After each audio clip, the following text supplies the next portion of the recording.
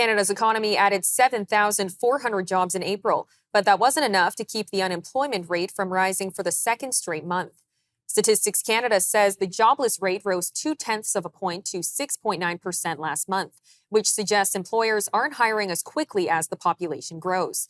Canada's manufacturing sector shed 31,000 jobs in April as tariffs from the United States hampered the industry.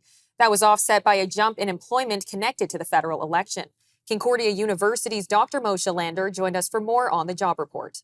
I don't think that it's surprising to see that the unemployment rate ticked up. It's starting to show the effects of tariffs on the broader economy. Even though some jobs were created, it was partly due to the election. There were some gains in the services sector, but in the goods and manufacturing sectors, there were huge job losses. And so that really shows how important the U.S. economy is to Canada, how important removing those tariffs and getting back to free trade is for Canada.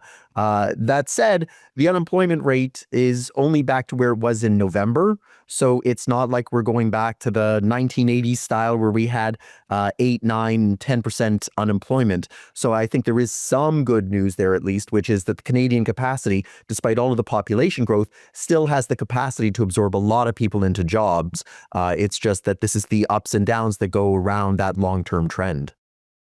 We also asked Dr. Lander about the growing trend of gains for public sector jobs and job losses in the private sector.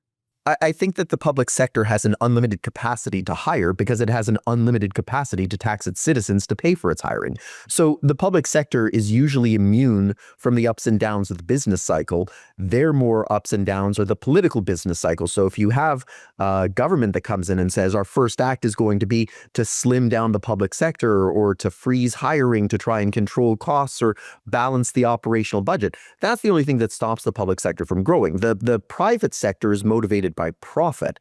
And so if you find that the private sector is shedding jobs, regardless of what's going on in the public sector, it's indicative that they don't see a business plan going forward where there's a need for more workers. Now, on the plus side, it could be if they're investing in technology and capital and they're viewing that as being substitutable for workers, well, at least the productive capacity of the economy could be growing. If what they're saying, though, is that capital and technology are complementary to labor, then the reason we're not hiring any labor is because we don't see that capital and technology are going to help us to be profitable going forward. That's a bigger problem. So I think these are two independent exercises that we're watching. What goes on in the public sector and what constraints do they have on their budgetary feasibility of continuing to hire with no limits, and the private sector, which is motivated by profit, saying we don't see a path here where we need workers. So whether that's because of tariffs or just the structure of the Canadian economy, that may be the independent worrying sign that we're watching.